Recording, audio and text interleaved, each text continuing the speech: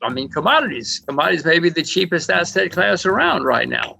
We've had bear markets periodically for hundreds of years. We will have them again. In 2008, we had a bear market because of too much debt.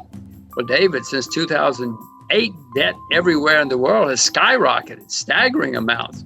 So what I said was the next time we have a bear market, and I don't know when it's going to be, but when it comes, it's going to be the worst in my lifetime. It has to be, because the debt is maybe I'm wrong. And if I'm wrong, you tell me why. But the debt is so much, much, much higher all over the world now than in 2008. Well, when markets start going down, when bear markets start, for whatever reason, people are very skeptical of companies that have a lot of debt, because that's fear. As exuberance gives way to fear, people start worrying about, will they survive, or can they survive, or their earnings must go down because they have so much debt. And some companies start going bankrupt, the really bad ones, and it spreads.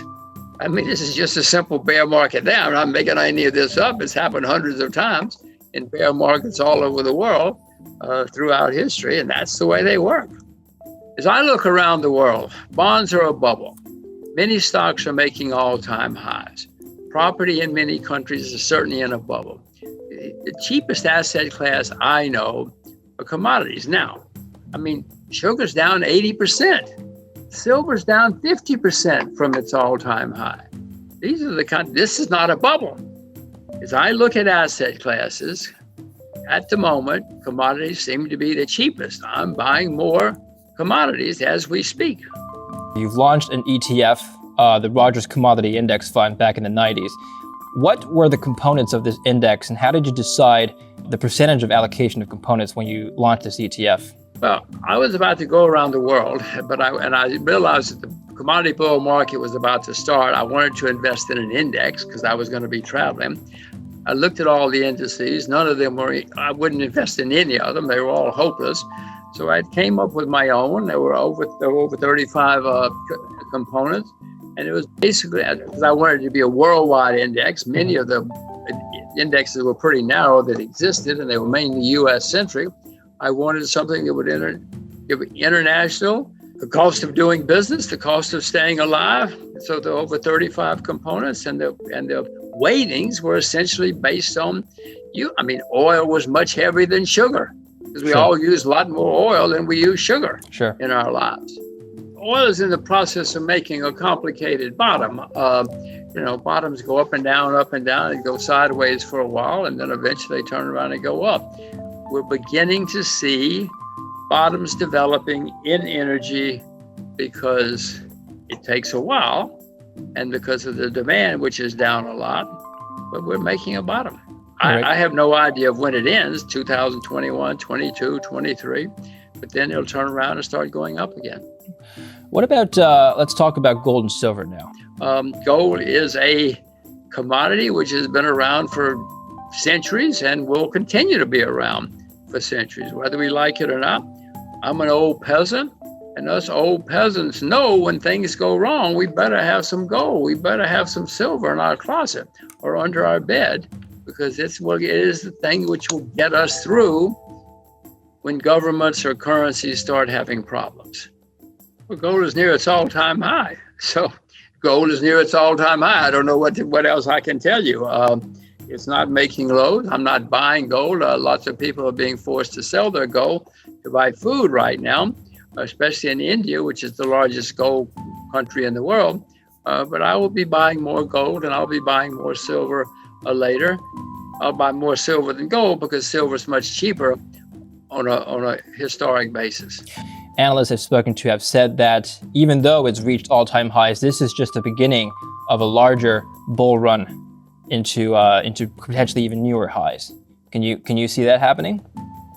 Yes, no, I suspect they're right this time, because there's going to be great turmoil. Yeah. Certainly in the next 2 or 3 years in the world market. We talked before about gigantic amounts of debt. We talked about how a bubble is starting to develop in some stock markets. The bubbles always end.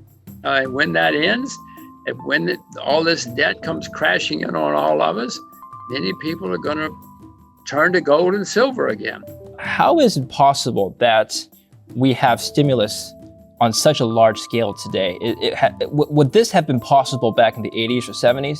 No, of course not. William McChesney Martin in the 60s wouldn't. Are you kidding me?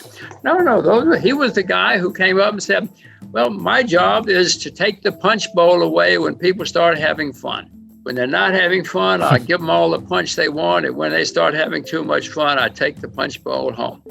You know, Volcker was another guy like that. But since then, in the last 30 years, India had a good central banker for a while, but I cannot think of any decent central banker in the past 20 or 30 years other than them. Now, central bankers are essentially bureaucrats and politicians who really don't have a clue. Their job is to keep their job. And the way they keep their job is to keep people happy. And that means print money and spend money and borrow money. Do you like the technology sector? Do I like it? I mean, I'm not going to buy those things. You kidding? I mean, Apple? No. I'm not just the first one to know about Apple. You know, apparently every new investor in the U.S. right now is buying Apple. Yeah. You know, in China, they're buying Tencent. They're buying all of these stocks, the new investors. It's not for me. I mean, it may double again, but not for me. I prefer to buy things that are cheap and hated. So something that's not being looked at. So Apple, for example, is everybody analyzes that stock. There's as an investor, it's difficult to find value in something that's looked at by everybody, is what you're saying. Not only just looked at, owned by everybody. Owned by everybody, yeah. You know, and many who own it and don't even know what it is, but it doesn't matter. They're making money, so they're happy. But that's not for me. I mean, I bought a Russian shipping company recently. Oh my God, you talk about hated. It's hated. Russia's hated. That company's hated. There are opportunities where things are hated and nobody knows about yet.